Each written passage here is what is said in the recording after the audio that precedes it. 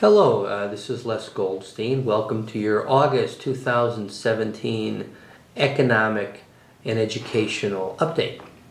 Over the last year, U.S. stocks have continued to trend upwards, driven primarily by the monster technology disruptor stocks, the so-called FANG index: Facebook, Amazon, Apple, Netflix, and Google, also known as Alphabet.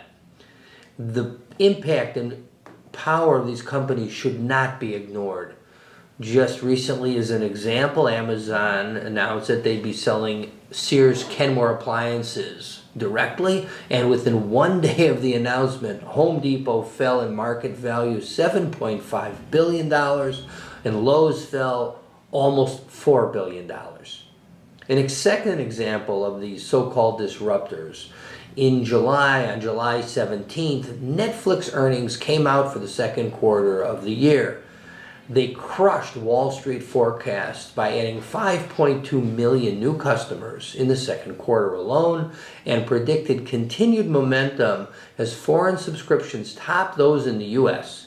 Its stock went up 10.4% in one day. Shares jumped $16.82 to $178.55 in after-hours trading, beating their all-time intraday high of about $167 on June 8th. So, Netflix stock is now trading up in the $190 per share range at an absolutely ridiculous price-earnings ratio of 230 to 1. Let's talk about ratios. Ratios mean absolutely nothing without a comparative benchmark. Again, as of July 21st of 2017, the S&P 500 crossed a ratio price earnings of 26 to 1. That means that for every dollar of earnings, S&P 500 stocks should trade for $26. So a company that earned $12 a share in the trailing 12 months would be trading at $52 per share. I hope that makes sense. So now that we understand this, the higher the PE, the higher that investors are willing to pay for a stock. That's a conversation about growth stocks versus value stocks. However, the higher the price earnings ratio, the greater the risk of that particular company. So to give you some ideas, here are the recent price earnings ratios of some of these FANG stocks. Facebook, 41 to 1. Amazon, 192 to 1. Apple, a modest 17 to 1. Google, Alphabet, 33 to 1. And what about some other big name technology disruptors? Tesla, again, as of July 21st of 2017, has an infinite price earnings ratio because they have no earnings. However, the stock, as of the date of the recording of this video, was up 50% over the last 12 months. Visa has a 50 to 1 price earnings ratio, and the stock is up 28% over the last 12 months. MasterCard, 34 to 1. Micron Technology, 14 to 1. How about Celgene, another high flyer, 52 to 1 price earnings ratio, very aggressive, up 22% over the last 12 months. Another one with no earnings but incredible growth is Broadcom. It has an infinite price earnings ratio because they have no earnings, only losses, and the stock, as of the filming of this video, up 64%. Now, these ratios change on a daily basis, but they're from sources believed to be reliable, like Yahoo Finance. Why I share this with you is for multiple reasons. First of all, for the first time in many years, I'm getting disturbing calls from clients, and the calls sound like this: we would like to add to our stock positions. How come we don't own Tesla or Amazon or Netflix? And these calls are coming from 70-year-old or even older folks who need income from their portfolios and cannot afford to lose too much of their investment capital. My answer inevitably goes like this. First of all, you do own these stocks. They are inside your technology ETF, which is a highly diversified but sector specific, in this case technology or healthcare or small cap, passive index that owns these positions.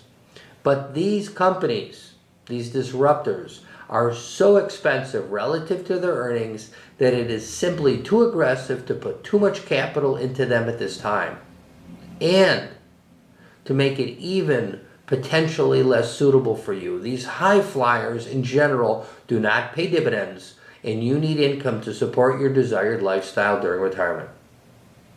I am strongly of the opinion, after 34 years in this industry, that bulls make money, bears make money, but pigs go to slaughter.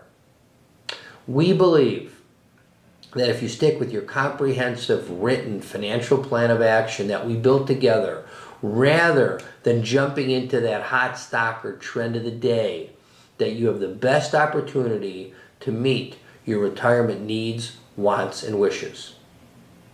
Finally, in the world of asset allocation and investment possibilities for clients seeking current income and some upside potential, we are pleased to announce the availability of the Blackstone Real Estate Investment Trust.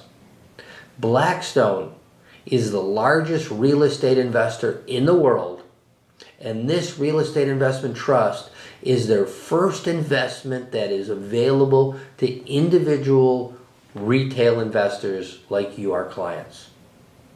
The primary goals of this real estate investment trust are current income and long-term capital appreciation potential. This is a revolutionary structure for the real estate investment trust non-traded space. It's the best structure that we have seen over all of these years.